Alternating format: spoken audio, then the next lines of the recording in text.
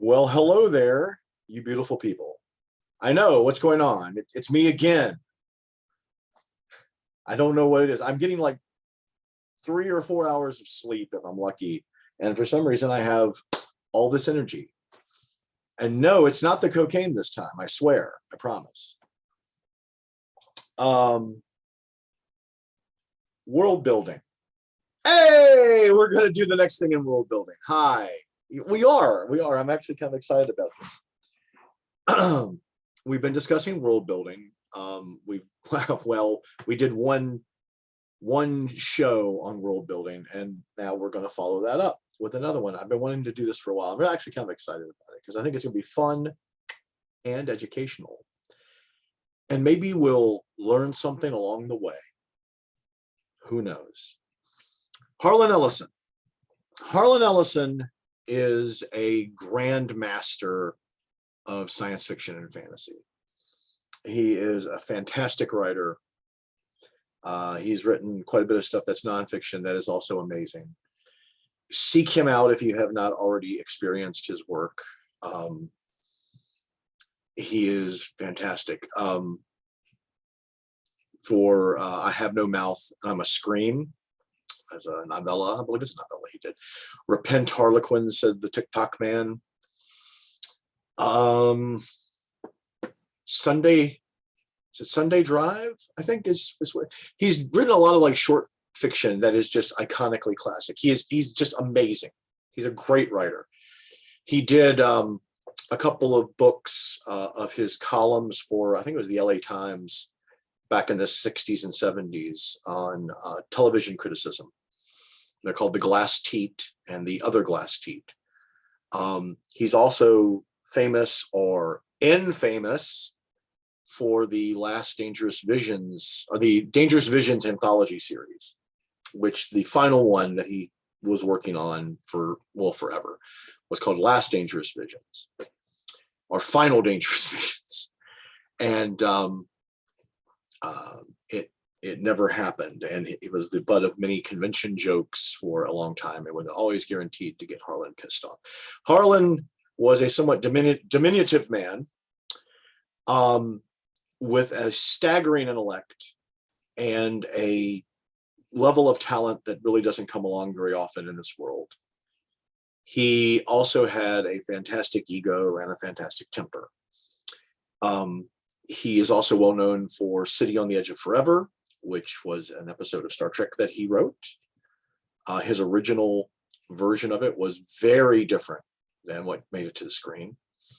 And there was a comic adaptation of his original script for City on the Edge of Forever that was released many years back, which I want to try to chase down and get a copy of.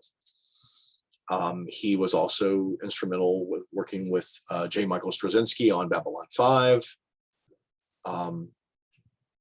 He sued the fuck out of James Cameron for the Terminator movie, claiming that Cameron had ripped off a short story of his called Demon with a Glass Hand, and he won. And if you see the Terminator movie, or I believe the sequel, in the credits, there is a card that pops up that basically says, based on Demon with a Glass Hand by Harlan Ellison. So he got money and credit for it. Harlan would sue his own grandmother if she tried to screw him out of some royalties. The very first story that I got published big time was Simon & Schuster did my Star Trek story called Orphans in the Strange New Worlds anthology, volume 9. And I have the Guardian of Forever in that story. And this fellow was, which Guardian of Forever shows up in City on the Edge of Forever. And it's an iconic bit of Star Trek lore that was Harlan's. He created it.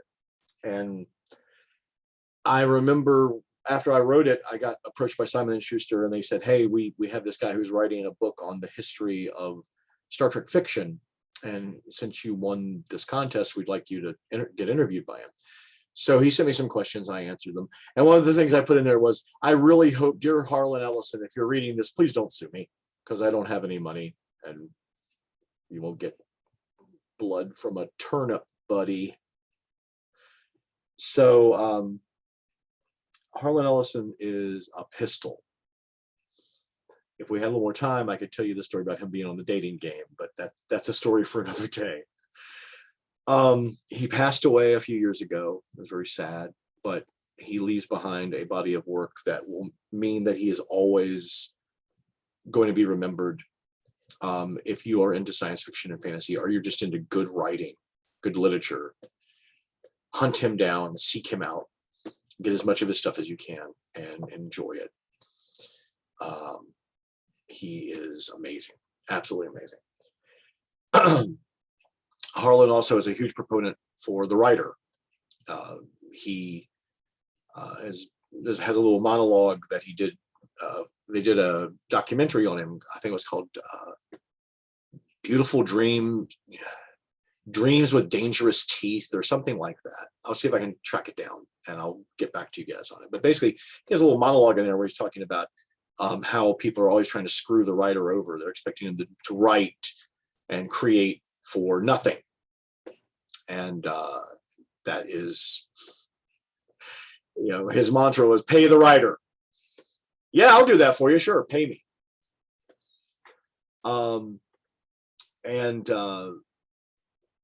I stumbled across this many, many years ago. I believe I have my friend Phil Rowe to thank for this, as I do many other things.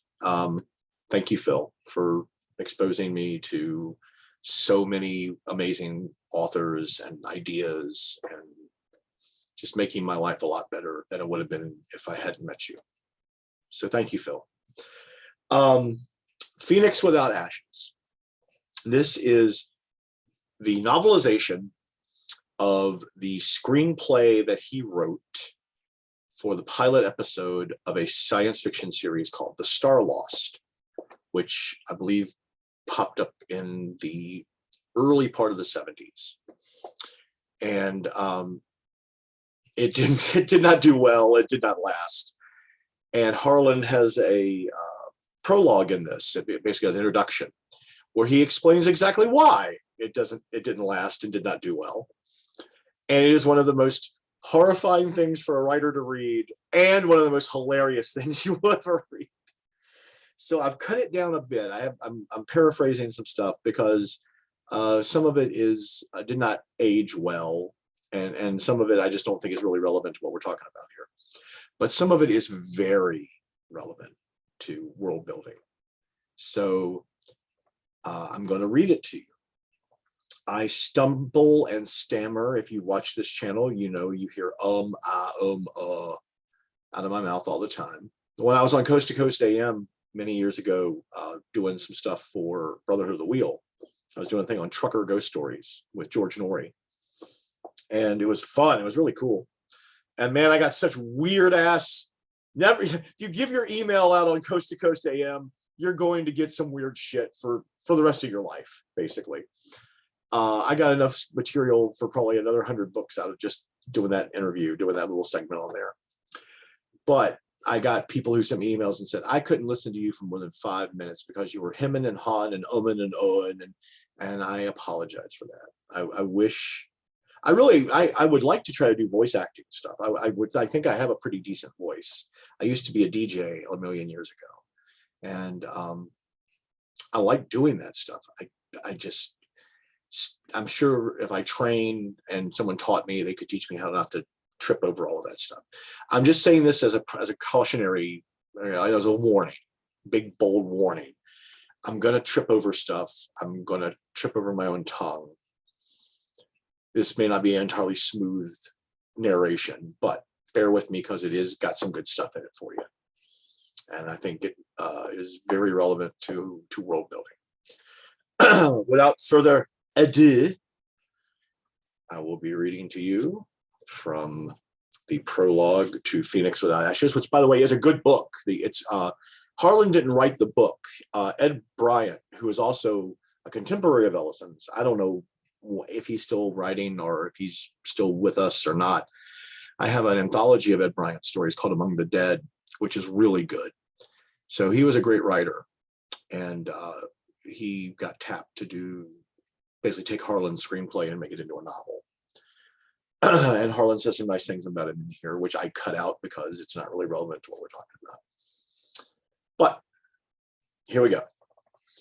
Introduction. Somehow, I Don't Think We're in Kansas, Toto, by Harlan Ellison. 6 months of my life were spent in creating a dream, the shape and sound and color of which had never been seen on television. The dream was called the Starlost, and between February and September of 1973, I watched it being steadily turned into a nightmare. The late Charles Beaumont wrote many of the most memorable Twilight Zone episodes, said to me when I arrived in Hollywood in 1962, attaining success in Hollywood is like climbing a gigantic mountain of cow flop in order to pluck one perfect rose from the summit. And when you find you've made that hideous climb, you've lost the sense of smell. In the hands of the inept, the untalented, the venal, and the corrupt, the Starlost became a veritable Mount Everest of cow flop. The Starlost, and though I climbed that mountain, somehow I never lost sight of the dream and never lost the sense of smell. And when it got so rank I could stand it no longer, I descended hand over hand from the northern massif, leaving behind $93,000, the corruptors, and the eviscerated remains of my dream. I'll tell you about it. February, Marty the agent called and said, go over to 20th and see Robert Klein. Who's Robert Klein? West Coast head of taped syndicated shows. He's putting together a package of miniseries, 8 or 10 segments per show. He wants to do a science fiction thing. He asked for you. Let's see. It'll be a co-op deal between 20th Century Fox and the BBC. They'll shoot it in London. London, I'm on my way, I said, the jet wash of my departure deafening him across the phone connection. I met Klein in the new administration building of 20th, and his first words were so filled with sugar, I had the feeling if I listened to him for very long, I'd wind up with diabetes. I wanted the top science fiction writer in the world, he said. Then he ran through an informal list of my honors in the field of science fiction. Let Asimov chew on that for a while, I thought, blushing prettily. Then Klein advised me that what he was after was a sort of The Fugitive in space. Visions of doing a novel for television in the mode of The Prisoner splatted like overripe cassava melons. I got up and started to walk. Hold it, Klein said. What did you have in mind? I sat down again. Then I ran through half a dozen ideas for series that would be considered primitive ideas in the literary world of sci-fi. Klein found each of them too complex. As a final toss at the assignment, I said, well, I've been toying with an idea for tape rather than film. It would be done with enormous production values that would be financially impossible for a standard film series. What is it, he said. And here's what I said. 300 years from now, the Earth is about to suffer a cataclysm that will destroy all possibility for life on the planet. Time is short. The greatest minds and the noblest philanthropists get together and cause to have constructed in orbit between the moon and the Earth a giant arc, 1,000 miles long, comprised of hundreds of self-contained biospheres. Into each of these little worlds is placed a segment of Earth's population, its culture intact. Then the ark is sent off towards the stars, even as the Earth is destroyed, to seed the new world surrounding those stars with the remnants of humanity. But 100 years after the flight has begun, a mysterious accident, which would remain a mystery till the final segment of the show, hopefully 4 years later, kills the entire crew, seals the biosphere worlds so they have no contact with one another. And the long voyage goes on with people trapped, developing their societies without any outside influence. 500 years go by, and the travelers, the Starlost, forget the Earth. To them, it's a myth, a vague legend, even as Atlantis is to us. They even forget they are adrift in space, forget they are in the interstellar, in an interstellar vessel. Each community thinks that the world, and that they are the world, and that the world is only 50 square miles with a metal ceiling.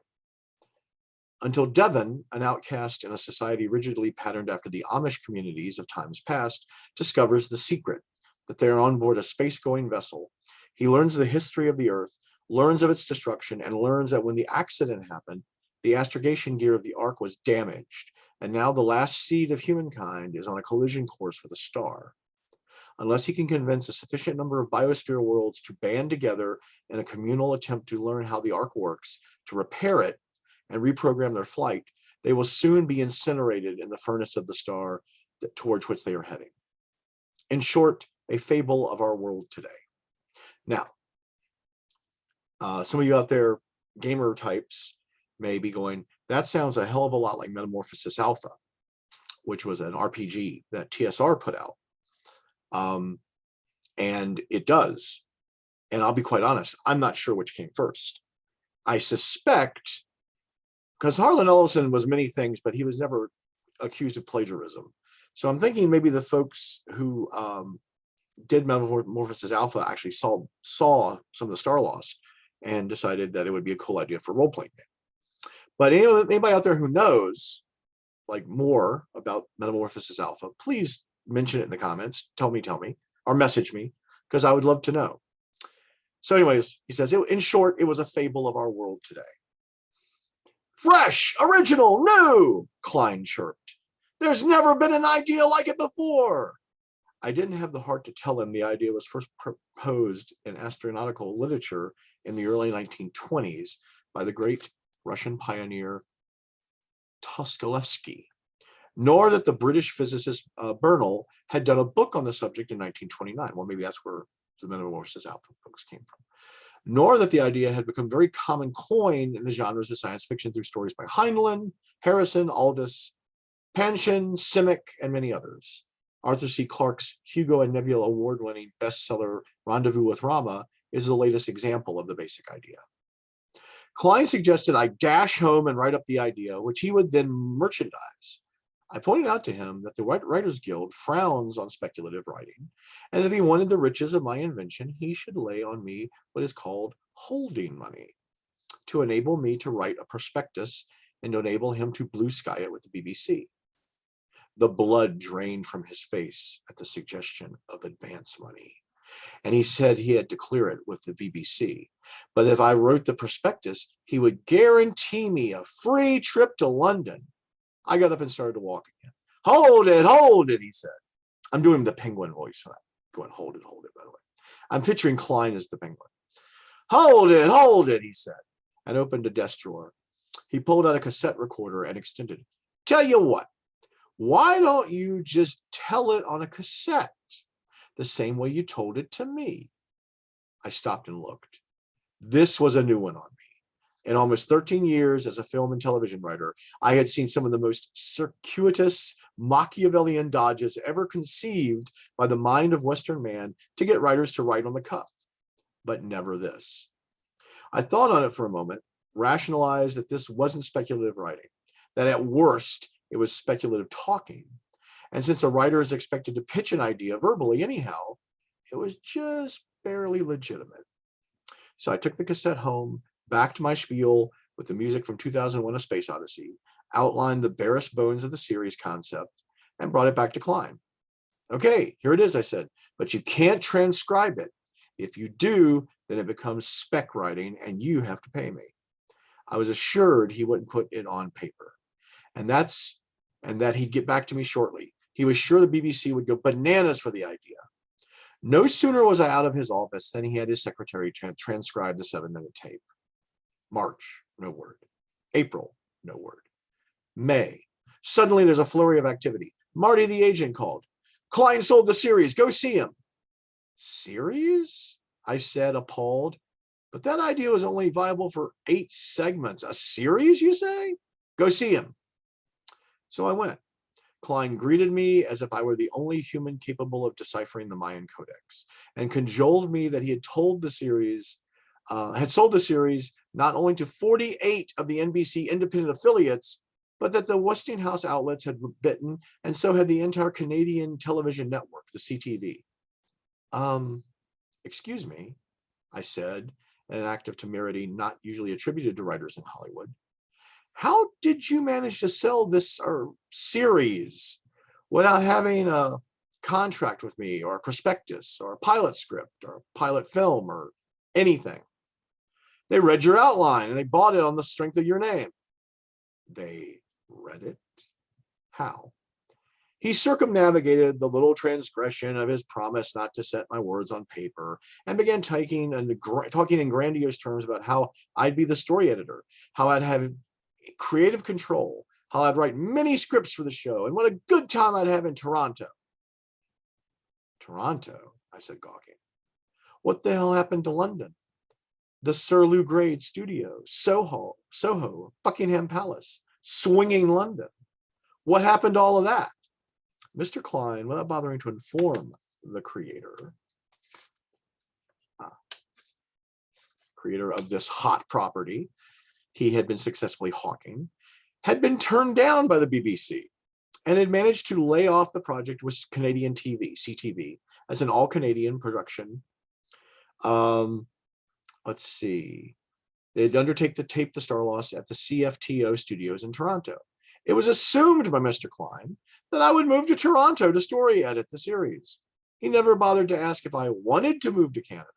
He just assumed I would. Mr. Klein was a real bear for assuming things, such as I would write his series, which was the way he now referred to it, his series. Even though a writer's strike was imminent, I advised him that if the strike hit, I would be incommunicado, but he waved away my warnings with the words, "Everything will work out." With such words, Napoleon went to Leipzig. Just before the strike began, Klein called and said he was taking out advertisements for the series. He said he'd had artwork done for the presentations, and he needed some copy to accompany the drawings.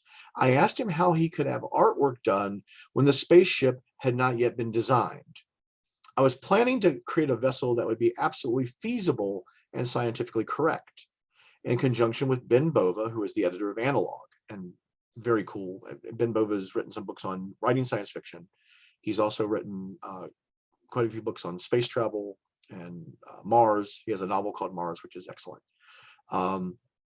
Anyway, I was going to design the ship in conjunction with Ben Bova, the editor of Analog, the leading science fiction magazine in the country.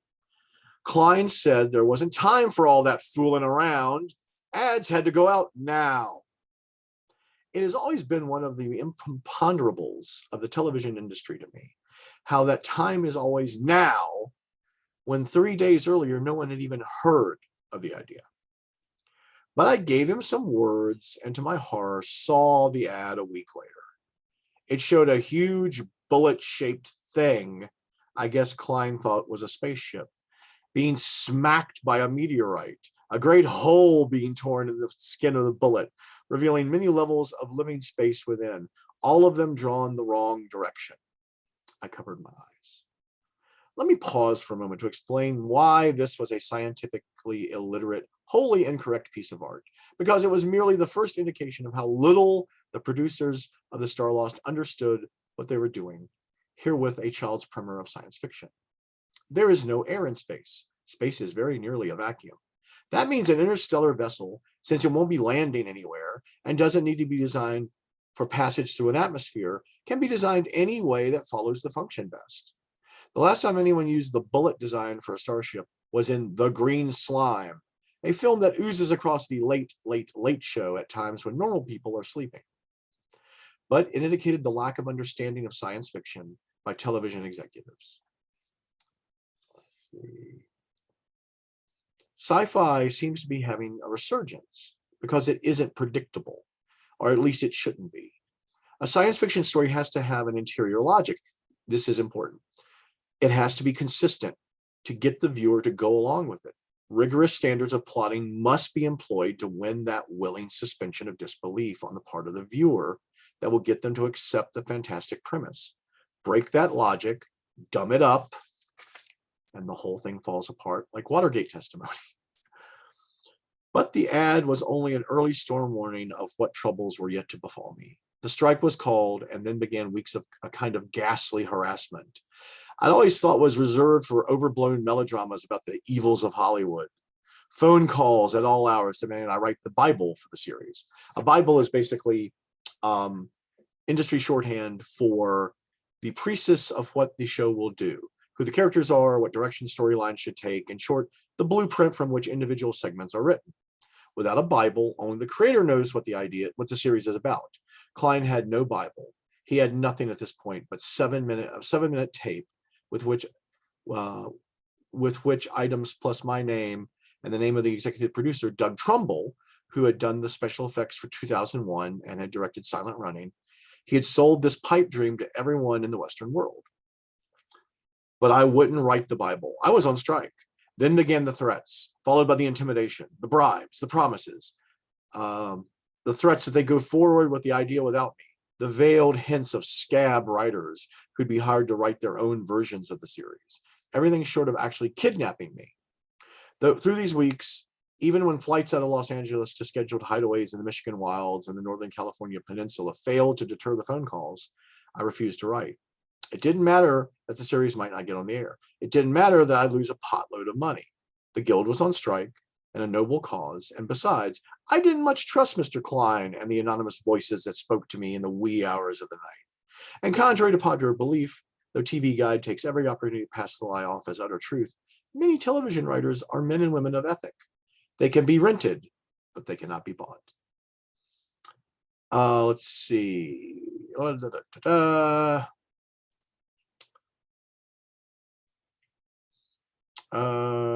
At one point, Representative Mr. Klein did bring in a scab, a non-union writer to whom they had sold a series of outright lies, so he'd believe that he was saving my bacon. When they approached well-known science fiction author Robert Silverberg to write the Bible, Bob asked them point blank, why isn't Harlan writing it? They fumbled some and said, oh, well, he's on strike. Bob said, would he want me to write this? They knew he'd call me, and they told him no. I'd be angry. So he passed it up, some thousands of dollars, and they went elsewhere.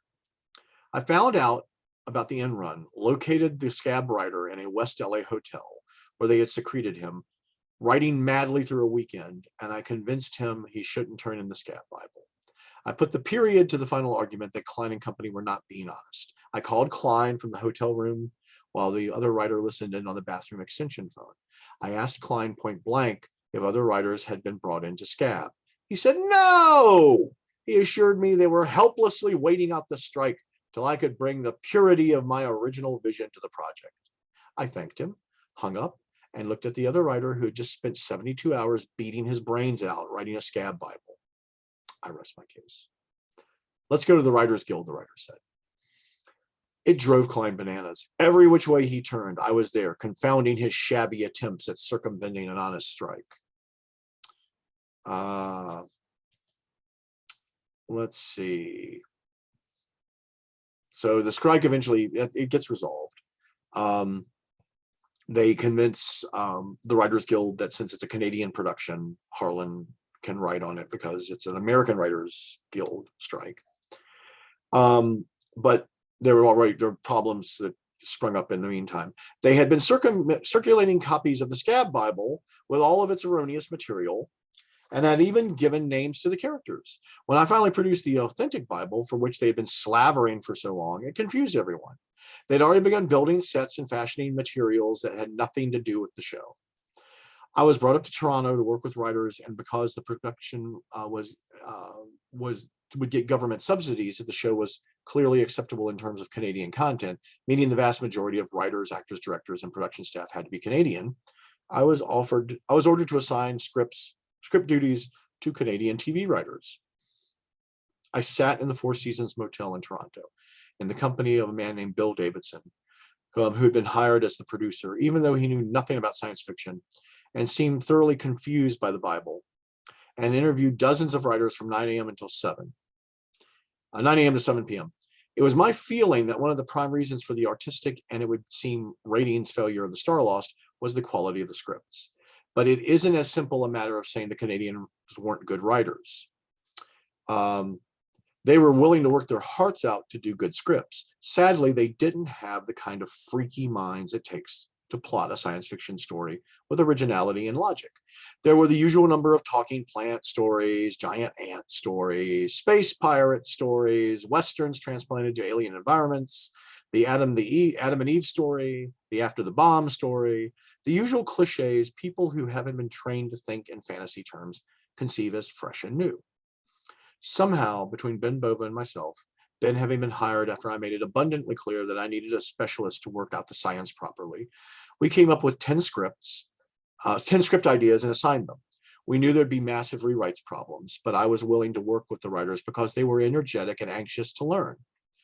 I told the powers in charge, let's see, blah, blah, blah, blah, blah. Skip a bit, brother. In any case, we were only weeks away from air date, from the air date debut, and they hadn't even had the principals cast. Not to mention the special effects Trumbull had promised, which weren't working out.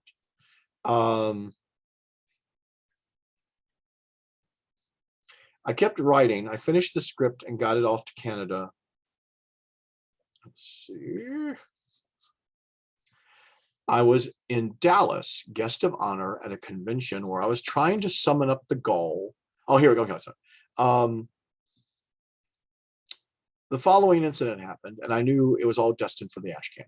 I was in Dallas, guest of honor at a convention where I was trying to summon up the gall to say the Starlost would be a dynamite series.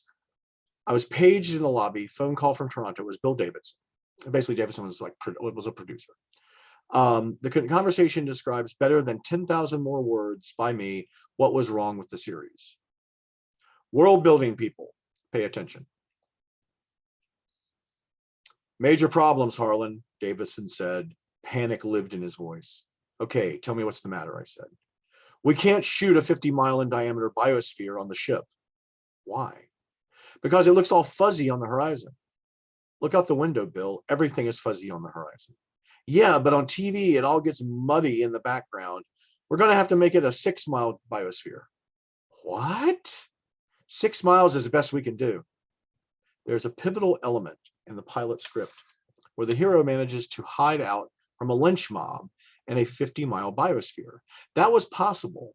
In a 6-mile biosphere, all they'd have to do is link arms and walk across it. But Bill, that means I'll have to rewrite the entire script. Well, that's the best we can do. Then, in a blinding moment of Satori, I realized Davidson was wrong, dead wrong. His thinking was so limited, he was willing to scrap the logic of the script rather than think it through. Bill, I said, who can tell the difference on a TV screen, whether the horizon is 6 miles away or 50? And since we're showing them an enclosed world that's never existed before, why shouldn't it look like that? Shoot de facto 6 miles and we'll call it 50. It doesn't make any damn difference. There was a pause. Then I never thought of that. Only one indication of the unimaginative, hidebound, and obstinately arrogant thinking that emerged from total unfamiliarity with the subject, proceeded through mistake after mistake, and foundered on the rocks of inability to admit confusion. The conversation went on with Davidson telling me that even if Trumbull's effects didn't work and they couldn't shoot a 50-mile biosphere, after he just admitted that it didn't matter what difference they said they were showing, I'd simply love the set they were building for the control room. You're building the control room? I said, aghast, with confusion and disbelief. But you won't need that till the last segment of the series. Why are you building it now? It should be noted that one of the Maltese falcons of the series, one of the prime mysteries, is the location of the control room biosphere. When they find it, they can put the arc back on course. If they find it in the first segment, it automatically becomes the shortest TV series in history. Because you had it in your Bible, he explained. That was intended to show how the series ended, for God's sakes. I admit, I was screaming at this point. If they find it first time out, we can all pack our bags and show an hour of recorded organ music. No, Davidson argued. They still have to find the backup controls, don't they? Arg, I argued. Do you have even the faintest scintilla of an idea what a backup control is? No, what is it? It's a fail-safe system, you drooling imbecile. It's what they use if the primary fails. The primary is the control. Oh, to hell with it. I hung up on him. Then I returned to Los Angeles. I found matters had degenerated even further. They were shooting a 6-mile biosphere and calling it a 6-mile biosphere. They said no one would notice the discrepancy in the plot. They were built in the control room with the arrogant ignorance that could not be argued with. Ben Bova, who was the technical advisor, had warned them they were going about it in the wrong way. They nodded their heads and ignored it. Then Kleinman rewrote me. Oh boy. In an indication of the level of mediocrity that they were seeking, Phoenix Without Ashes had been retitled in one of the great artistic strokes of all time, Voyage of Discovery. I sent them word they would have to take my name off the show as creator and as a writer of that segment, but they would have to use my pseudonym to protect my royalties and residuals. They had gang-banged my creation, but I'd be damned if I'd let them profit any further from the rape. Davidson reluctantly agreed. He knew the Writers Guild contract guaranteed me this last weapon. What's your pen name? We'll use it. What is it? Cordwainer Bird, I said. That's a B-I-R-D, as in for the birds. Now he was screaming. He swore they'd fight me. They'd never use it. I was denying them the use of my name that was so valuable with science fiction fans. Never, never. God bless the Writers Guild. If you turned on in the show before it vanished from all earthly ken, the ratings guaranteed that hoped for day was not long in coming. You would have seen a solo credit card that said, created by Cordwainer Bird. And that was your humble servant, saying the Visigoths had won again. Bova walked off the series the week after Trumbull did. Scientific illiteracies that he'd warned them against, such as radiation virus, which is an impossibility. Radiation is a matter of atoms. Viruses are biological entities, even as you and I, and Klein and Davidson, I presume. Space senility, which I guess means old, feeble, blathering vacuum. And solar star, which is a terrific illiterate redundancy, like saying I live in a big house home. The Starlost has come up as a loser once again because they didn't understand the materials with which they had to work, because they are so tunnel visioned into thinking every dramatic series can be translated from the prosaic and overfamiliar materials of cop, doctor, and cowboy shows, because there was so much money to be skimmed. Another attempt at putting science fiction on the little screen with intelligence has come up a loser. Have you learned anything? Probably not.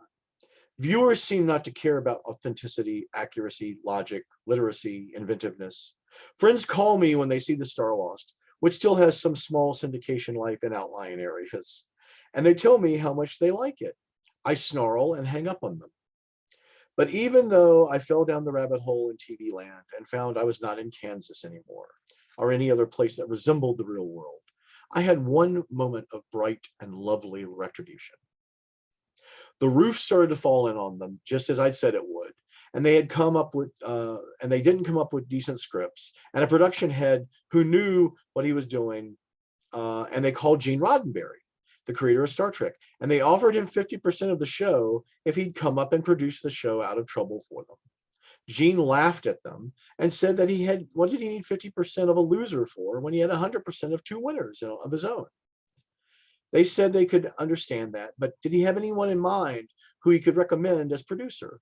Gene said, sure he did. They made the mistake of asking him who. He said, Harlan Ellison. If he hadn't screwed him so badly, he could have done a good job for you. And then he hung up on them, which is just what viewers did. As I warned them, NBC received such lousy reviews of the show, they did not pick up the option for an additional 8 segments. There were only 16 episodes of the Starlost. I could not watch them, with the exception of watching the abomination created from my script, Phoenix Without Ashes. I never saw one of the shows. Perhaps you were as equally fortunate.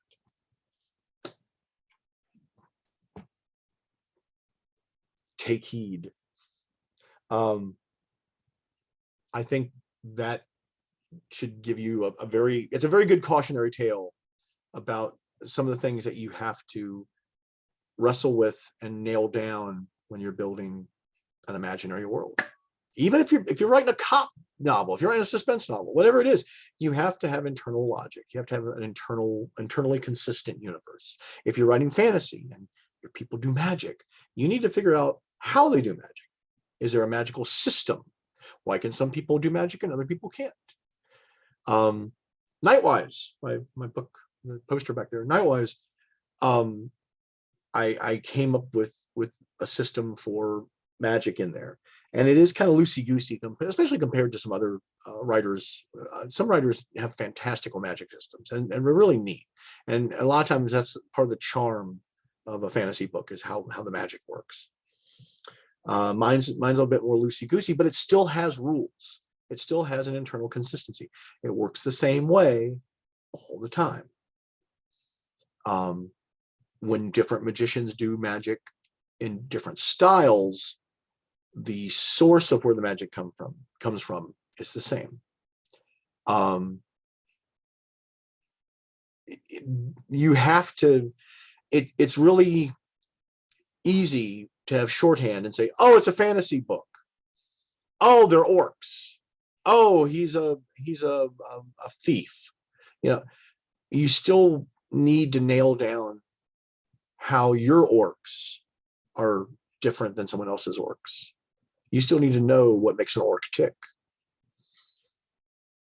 I love, if you get a chance, if you can track that down, I highly recommend you keep it and stick it in with all your other writing books, because it is a cautionary tale. And I think that it does speak to some of the pitfalls of world building, and also just in general, when you have a creative vision of something and then you bring other people into that vision, you have to be like Harlan Ellison. You have to fight for your vision. You have to dig your heels in. Now, I've been very fortunate. I think most of the people, I've actually had more tussles with folks when I was writing nonfiction. Some of the editors I worked with, well, actually that's not true. Most of the editors were awesome. I had one editor, who I will not name, who we were like matches and gasoline. We did not get along well at all. And that was not a pleasant experience. But you have to defend your world. You have to defend your creation. Now, we've talked about this before. You have to be open-minded. You have to trust your editor. But that doesn't always mean you have to agree with your editor. And this is one quick little anecdote. And one of, in Brotherhood of the Wheel, there's a character wearing a RavenCon convention t-shirt, which, by the way, I think I'm a guest at RavenCon this year up in Richmond. It's at the end of April. Y'all come on up if you're within traveling distance. RavenCon is an amazing convention, and it's taken them like 3 years to get back off the ground from all the beer bugs shit. But I am a guest there. I'll be doing some panel stuff. You can come up to me when I'm wandering the halls drunkenly, and we can have nice chats. I think it was last time I was at a RavenCon, I had a guy come up. He traveled a long ways, literally, just to talk to me. And it was one of the most humbling, flattering, awesome things I've ever had happen in my life. He was a really nice guy. And we had a nice conversation. I was so tired and so hungry. But we sat down and talked, because he had to get back. He had to drive back like 2 hours to get back home. But he traveled all that way just to talk to me. And wow. So anyways, RavenCon. So yeah, come to RavenCon, come see me. I might have some news about an appearance even sooner, but I'm going to hold off on that until I find out whether it's happening or not, because I just found out about it yesterday. Anyways, one of the characters in Brother of the Wheel is wearing a RavenCon t-shirt.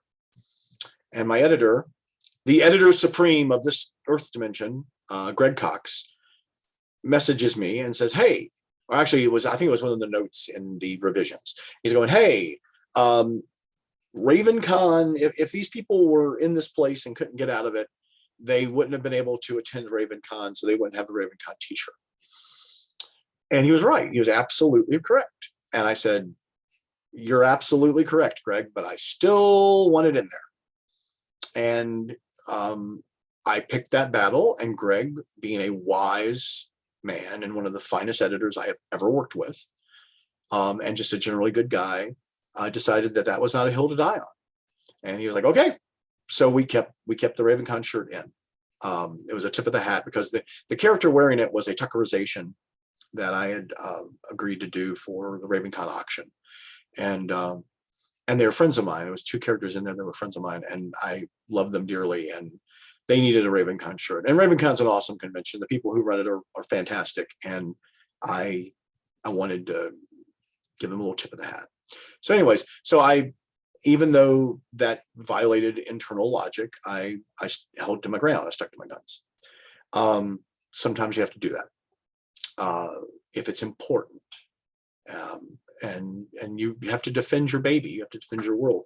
Sometimes you have to know when to kill your baby, or when to sacrifice your baby, or lop a limb off your baby. But that's one of the hard parts of this job, is being flexible when you need to be, and being inflexible when you need to be. So anyways, that is our little world building bedtime story for tonight. I hope you enjoyed it as much as I did. I hope I didn't stammer or stumble too much, because yeah, you know, what can I say? Maker's Mark is my favorite beverage. Anyways, please subscribe to the channel if you haven't. Click on the little bell for notifications. If you think this was anything valuable and you'd like to share it on your social media, I would love that. If you have any friends or enemies that you would like to recommend to subscribe to the channel, please do, because I really do want to grow it. And I gotten a few more people just this week, and I'm very appreciative to y'all. Thank you. One more thing, if you do watch this tonight, which is Friday the 18th, I am doing a community chat on my Discord, which I'll put the link to it in the description of this video, along with my Patreon. Please subscribe to Patreon too if you'd like. But the Discord chat tonight is from 10 till midnight Eastern time. It is free. Come on in and meet a bunch of beautiful, wonderful weirdos and king of the weirdos.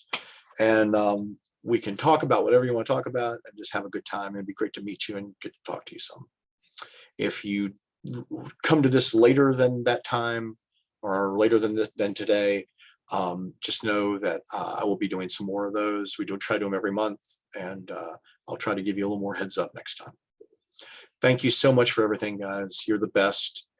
We will continue the world building series, and I'll try to stay a little on track with that. But I hope this was valuable to you, and hope you had a good time. I will see you. There's a little button right there. At the end of the videos, do you ever see my eyes kind of doing this thing? Because I'm trying to like look at you. Eye contact, very important. While I'm also trying to find like the button to turn the damn thing off. So it's not like, so bye. I'm trying not to do that. So bye. I will see you guys on the next video. Take care. Have a lovely evening. Bye.